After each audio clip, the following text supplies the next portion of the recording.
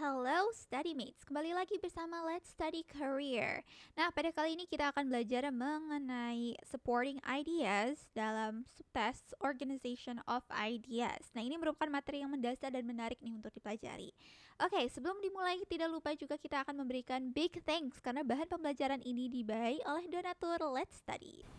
Sebelumnya, kita perkenalan dulu yuk. Nama aku Naila Marinli Aura Madina, but you guys can call me Marin. I'm an English tutor at Constanta, Bimbingan Belajar, and here are my achievements. Some of them are active mentor for NSDC Debating Championship, National Schools Debating Championship, English tutor at Constanta Education, English teacher at Lestasha, achieved 6th first place National English Debating Championship, also a delegate for Wisconsin Youth Exchange. I scored 800 plus for literasi bahasa Inggris and subtest for UTBK, and National Spelling Bee coach for elementary to high school students. So it's nice to meet you guys. Hope we can learn more together right here at Let's Study. Oke, study mates, sebelum kita masuk ke materinya, ini aku ingin memberitahukan objective materialsnya terlebih dahulu. Jadi hari ini kita akan bahas juga apa itu supporting ideas, definition of supporting ideas, types of supporting ideas, dan juga integration of supporting ideas. Dan tentunya juga kita akan latihan soal ya, seperti biasanya. Alright, langsung masuk saja kita ke materialnya. So, what is supporting ideas ya? Di sini kita bisa lihat di layar, supporting ideas itu gagasan pendukung, support ya, support gitu. Berperan penting dalam keefektifan penulisan di literasi bahasa Inggris atau di TOEFL, IELTS, and so on so forth gitu. Dan juga definition of supporting ideas, teman-teman bisa lihat di sini, ini untuk menjelaskan, memperjelas, atau memvalidasi pokok pikiran atau pernyataan tesis dalam suatu penulisan. Kenapakah tiba-tiba ada meja di sini? Ini sebagai gambaran saja ya teman-teman. Main idea tuh layaknya garis besarnya gitu kan, kotak besarnya. Terus yang menjadi supportnya itu apa? Ada supporting detailsnya begitu. So this is just an analogy. Mungkin teman-teman bisa menerapkannya untuk mengingat-ingat kayak supporting ideas itu apa sih gitu. Alright, so there are some types of supporting ideas juga ya. Jadi ada beberapa contohnya di sini, ada bukti empiris, contoh konkret, statistik, anekdot, kutipan ahli, fakta, penalaran logis. Integrasinya apa? Yaitu relevansi dan juga transisi halus. Relevansi itu maksudnya apa tuh? Pastikan setiap ide pendukung itu berhubungan langsung dengan poin utama. Jika mungkin kan misalnya study mates lagi ngomongin tentang nasi goreng gitu. I really like nasi goreng. Nasi goreng is a very Indonesian food and I love it so much. Terus out of nowhere bilang, I just broke up with my boyfriend. Terus tiba-tiba lanjut lagi nasi goreng. And then nasi goreng is also varied and has different taste in every shop dan sebagainya. Terus gak nyambung kan? Tiba-tiba lagi ngomongin nasi goreng, malah jadi ngomongin pacar out of nowhere satu kalimatnya gitu misalnya. Nah itu kan gak nyambung, maka dari itu kita harus tahu relevansinya. Pastikan setiap ide pendukung berhubungan langsung dengan poin utama. Lalu juga transisi halus, kita bisa mengintegrasikan ide pendukung ini ke dalam tulisan menggunakan frasa yang tepat dan jelas gitu. For example, seperti tadi nasi goreng gitu. I like nasi goreng. Nasi goreng is one of my favorite food. There are so many variant of nasi goreng in the whole world. There's even nasi goreng seafood. There's nasi goreng ati ampela. There's nasi goreng suri. You might see different types of colors as well in every nasi goreng, for example. Wah, jadi lapar ya ngomongin nasi goreng. Anyways, itu transisinya tuh nyambung kan. Bisa aja mau pengulangan pronominanya gitu kan, ngomongin nasi goreng lagi, atau langsung dihubungi dengan transisinya ke bagaimana bentuknya nasi goreng, warnanya, atau rasanya, dan jenis-jenisnya, dan sebagainya gitu. Jadi integrasi untuk supporting ideas itu terdapat di relevansi dan juga transisi halusnya. Alright, study mates, kita langsung masuk ke practice. So, gimana teknisnya kak? Akan ada 10 soal, there's gonna be 10 questions. Dan aku akan memberikan waktu untuk study mates untuk pause videonya dan membaca dengan seksama dan juga menjawab ya study mates. Nanti setelah itu bisa lanjutkan videonya lagi dan kita akan bahas bersama-sama per nomor. Alright? Okay, langsung saja kita masuk ke nomor 1. Silahkan.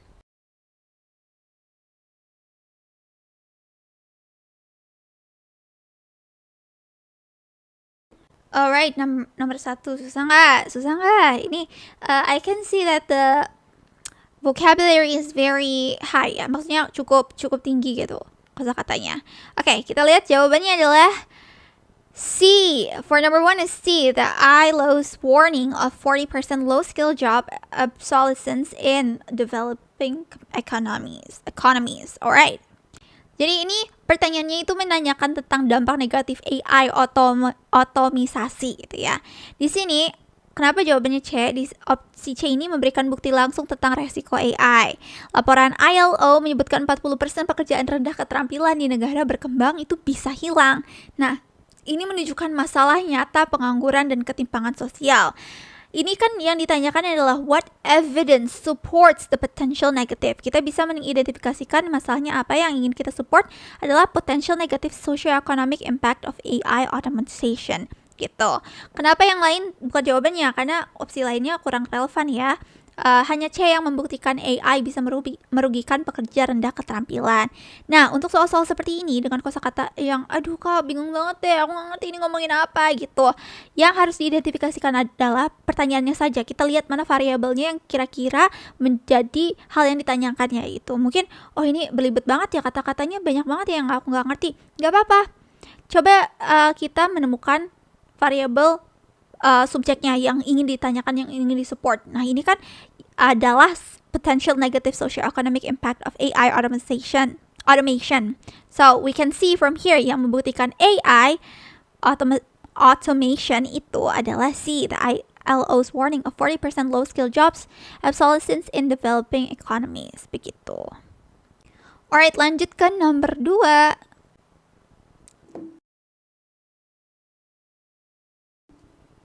The answer for number 2 is A, REAS. RES job creation ratio 7.5 renewables versus 2.7 fossil fuels. Ini pertanyaannya meminta kita cari bukti yang melawan argumen orang-orang ya, yang gak setuju dengan kebijakan iklim gitu ya, yang against climate policies. Argumen mereka itu kebijakan iklim merugikan ekonomi. Jawaban yang benarnya A, because data IREA ini menunjukkan renewables menciptakan lebih banyak pekerjaan, 7,5 versus 2,7. Nah ini jadi bukti juga kalau kebijakan iklim itu bisa menguatkan ekonomi, bukan merusaknya. Jadi ini langsung menjawab pertanyaan yang tadi mengenai tantangan argumen lawan gitu, untuk menantang argumen lawan gitu ya. So the answer for number 2 is A. Alright, moving on to number 3. Silakan.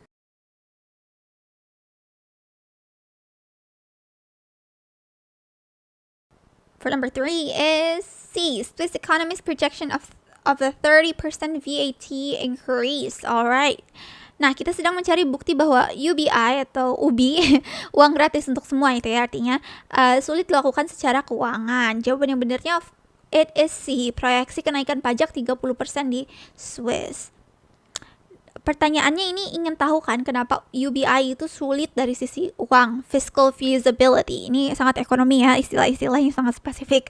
Di sini opsi C itu menunjukkan kalau Swiss itu butuh naik pajak sampai 30% untuk membayar UBI. Artinya ini sangat mahal dan mungkin tidak bisa dilakukan gitu kan. So, di sini kalau misalnya mungkin teman-teman kesulitan untuk nomor yang ini, kita harus cari angka-angka tentang biaya atau pajak. Karena pertanyaannya kan tentang fiskal kan. Fiskal di sini. Nah, coba abaikan informasi tentang hasil baik UBI karena itu bukan masalah keuangannya gitu. Alright, next for number 4, silakan. Right, the answer for number 4 is C, nature's projection of 15 to 40% biodiversity loss. Oke, ini apa kak? Kita sedang mencari alasan orang tidak setuju dengan modifikasi genetik di pertanian dari sisi etika. Kita ethical opposition ya. Ethical opposition itu adalah oposisi terhadap modifikasi genetik di pertanian dari sisi etika gitu. Jawaban yang benarnya adalah C, studi Nature tentang kehilangan biodiversitas 15-40%. Nah, pertanyaannya kan ingin tahu kenapa penentangan etis terhadap modifikasi genetik. Di sini C itu menjawab kalau ini bisa hilang 15-40% keanekaragaman hayati di hutan Amazon gitu. Ini masalah etika lingkungan karena merusak alam. So, the answer is C. Alright, moving on number 5, silakan.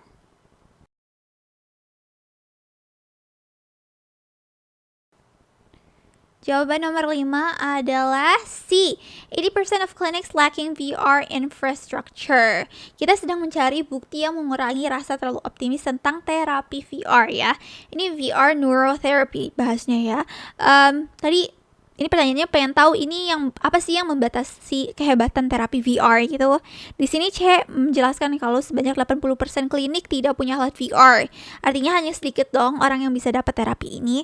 Meskipun bagus kan nggak bisa dinikmati oleh semua orang gitu. Kenapa jawabnya bukan yang lain? Aku jawabnya E misalnya.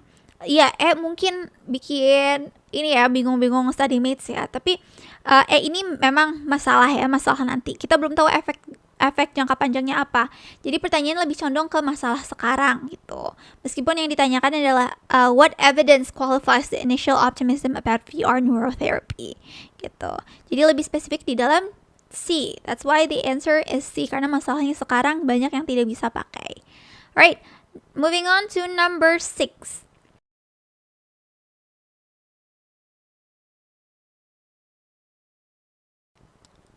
The answer for number 6 is E. Netherlands 80% reduction in flood vulnerability. Jadi di sini kita sedang mencari bukti yang menunjukkan bahwa prediksi migrasi iklim mungkin terlalu berlebihan. Pertanyaannya ingin tahu bukti bahwa prediksi migrasi mungkin tidak akurat atau separah yang dikira. Nah, di E menunjukkan juga kalau Belanda itu berhasil mengurangi kerentanan banjir sebanyak 80% dengan teknologi. Artinya, manusia itu bisa beradaptasi dan tidak semua orang harus mengungsi. Jadi prediksi ya 216 juta pengungsi mungkin terlalu tinggi karena tidak menghitung kemampuan adaptasi gitu. Ini pertanyaannya bukan tentang apakah perubahan iklim nyata ya atau hal lainnya gitu, tapi ini tentang apakah prediksi migrasinya terlalu tinggi. What data best supports the argument? Argumennya adalah that climate migration projections may be overstated. Ini kata-katanya kenapa ini banget ya, pusing-pusing banget ya, muter-muter kak.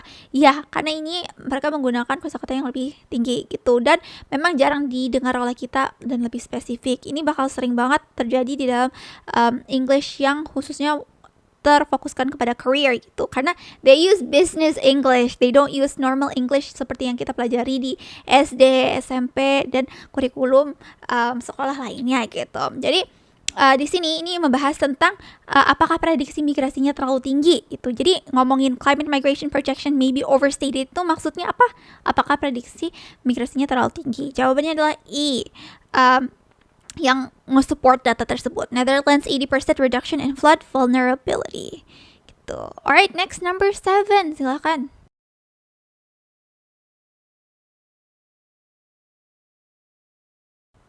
The answer for number 7 is C. Finland scores top 10 with minimal homework. Kita sedang cari bukti bahwa banyak PR itu tidak diperlukan ya.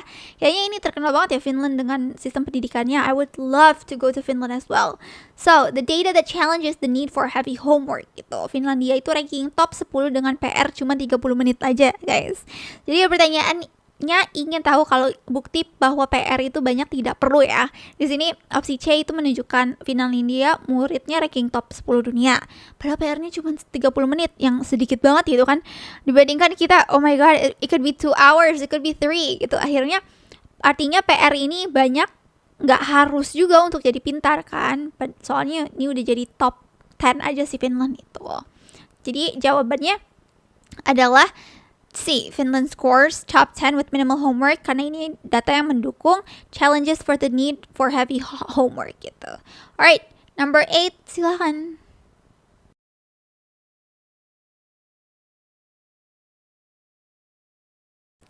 Number 8 is D. Las Vegas saves 9 billion gallons with desert plants.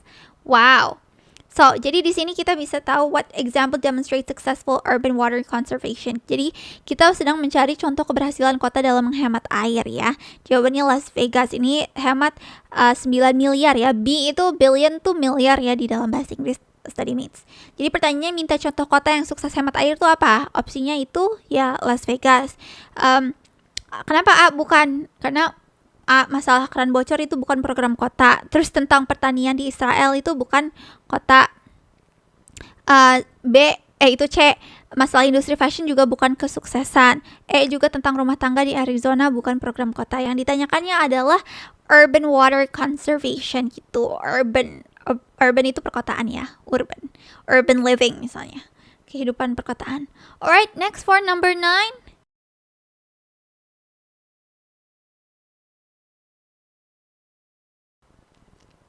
The answer for number 9 is A. Music students scored 20% higher in math. Which statistic best proves music's academic value? Oke, kita mencari bukti bahwa musik itu membantu pelajaran di sekolah. Apakah betul? Data yang mendukungnya adalah A ya, siswa musik nilainya 20% lebih tinggi di matematika. Di sini pertanyaannya ingin tahu manfaat akademis musik untuk pelajaran. Di A juga dikasih tahu kalau siswa yang ikut musik nilai matematikanya 20% lebih tinggi. Ini langsung koneksi antara musik dan pelajaran sekolah gitu. Datanya sesuai gitu. Right? Okay, number 10, last one guys. You guys can do it, study mates. Ayo, number 10 silakan.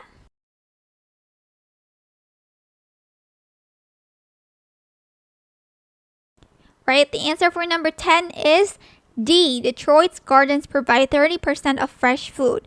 Evidence berarti kita mencari data ya, bukti bahwa makanan lokal itu bermanfaat untuk masyarakat. Jawabannya adalah D. Kebun komunitas Detroit menyediakan 30% makanan segar di daerah miskin. Oke. Kenapa bukan A? Ship tomatoes use 1 gallon of gas equivalent. A itu tentang hemat energi, bukan manfaat komunitasnya. B juga kurang tepat karena ini masalah Alaska, bukan manfaatnya. Yang kita tanyakan kan, yang kita mencari itu evidence atau bukti yang support local food community benefits. Benefit itu manfaat. Terus C juga kurang tepat karena ini bahasnya tentang harga mahal, bukan manfaatnya. Terus A juga kurang tepat karena local food is 1.5% of US diet itu mengenai skala kecil pembahasannya, bukan manfaat positif. So the correct answer would be number 10. Alright. Oke, tadi kita sudah latihan 10 soal. Gimana, susah banget gak? Susah gak? Atau easy loh kak? Easy peasy. Coba nanti kok komen ya di kolom komen. Nah, untuk key main takeaways-nya di video kali ini, kita tadi sudah clear main idea first. Oke, nanti kalau misalnya sulit menemukan mana jawabannya untuk supporting questions gitu kan, coba kita carikan main idenya terlebih dahulu. Kita clearin nih masalahnya, main idenya tuh mana. Terus use specific evidence. Nah, khusus untuk supporting ideas, kita harus mencari hal-hal spesifik yang menjadikan bukti. Jadi bukti yang specific evidence. Dan juga logical flow, kita mainkan logisnya bagaimana, mana yang kira-kira menjadi data yang pendukung untuk pertanyaan tersebut. Dan of course stay relevant, kita harus tetap berpegang pada relevansi seperti yang aku sudah jelaskan di awal tadi ya, di materinya. Alright. So that was 10, and that's the key main takeaways. Clear main idea first, use specific evidence, then logical flow, and stay relevant. Nah, dengan itu kita menutup pembelajaran kita pada video kali ini. Terima kasih kepada donatur Let's Study yang sudah membiayai dalam produksi materi ini. Untuk para study mates bisa loh review kembali bahan pembelajaran ini secara lengkap melalui playlist Let's Study Career ataupun Let's Study English or website Let's Study loh. Jangan lupa juga untuk cek video lainnya untuk video pembelajaran gratis dari Let's Study. Nah, study mates juga bisa support Let's Study dengan berdonasi seikhlasnya dengan scan QR di layar ini. Selain donasi dalam bentuk uang, study mates juga bisa share platform Let's Study kepada teman sekitar atau membagikan info platform Let's Study ke social media study mates. Saya Marin Lee, and that's all from me. Thank you for watching and see you in the next video. Bye!